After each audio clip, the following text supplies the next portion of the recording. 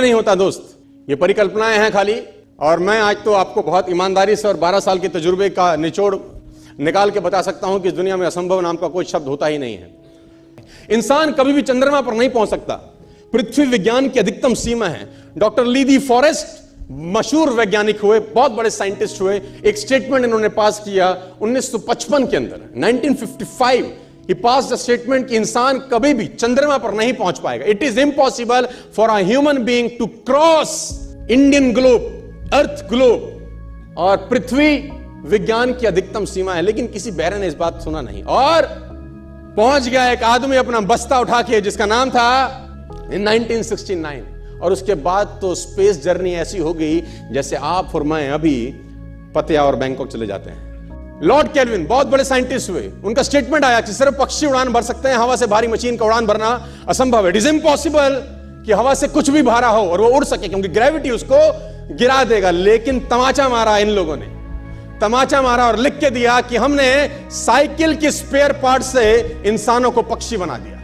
Cycle के spare part से इंसानों को पक्षी बना दिया। 16 साल लगे राइट ब्रदर्स को जहाज का निर्माण करने में, लेकिन इन लोगों ने उसकी बात नहीं सुनी कि जो कहते थे कि वायु का सिद्धांत तुम्हारे विपरीत है।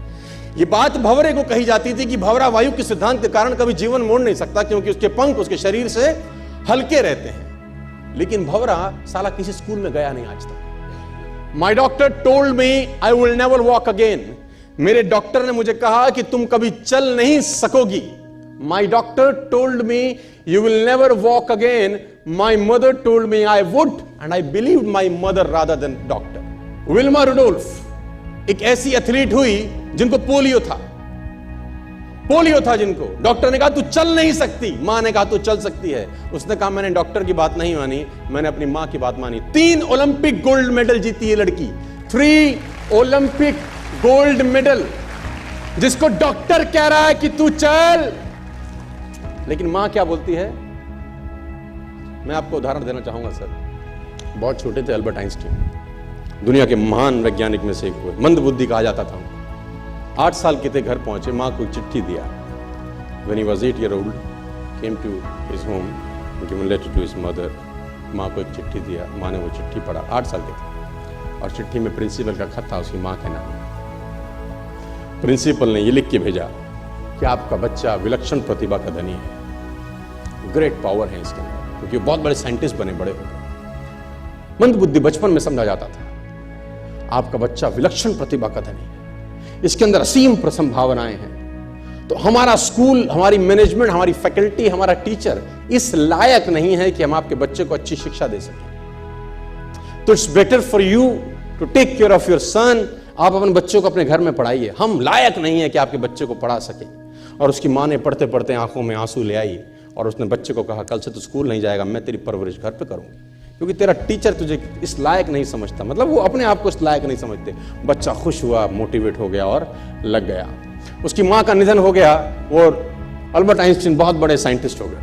अल्बर्ट आइंस्टीन जब बहुत बड़े साइंटिस्ट हुए तो मकान शिफ्ट कर रहे थे अपना, और जीवन का सच्ची घटना वो अपनी ऑटोबायोग्राफी में लिखते हैं कि जब मैं मकान शिफ्ट कर रहा था तो एक ड्रॉस के अंदर मुझे वो व्हाइट कलर का पेपर फोल्डेड अवस्था में मिला। मुझे समझ नहीं था कि क्या है। मैंने उसको फोल्डिंग अवस्था से मिट्टी को हटा के जब खोला तो वो उस टीचर का लेटर था जो बहुत साल पहले टीचर ने मेरे हाथ में दिया था और मैंने अपनी मां के हाथ में रखा था।